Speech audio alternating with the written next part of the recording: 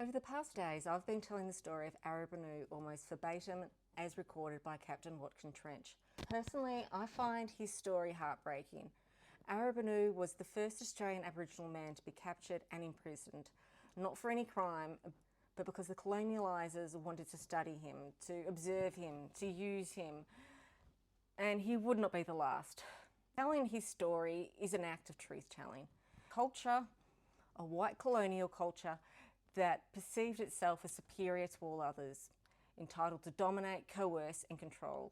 A culture that would admire courage and dignity in Indigenous people while still denying them freedom.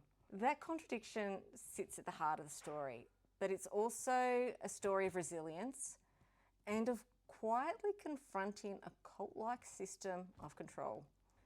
I am so impressed with how Arabanoo resisted without violence, and he did not lose his humanity. Even in captivity, he still cared for others and had a sense of dignity. And he continued to show concern for other Aboriginal people and at times the very white fellas who had taken away his freedom. But he did not submit in spirit, even when he was powerless in his body. And in the background of all this were the convicts.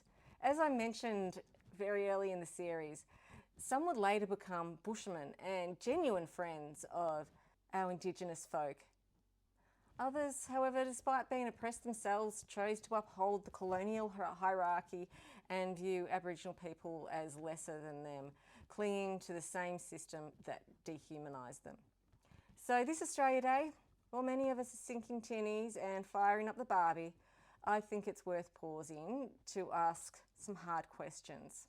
What sort of culture do we want to carry forward?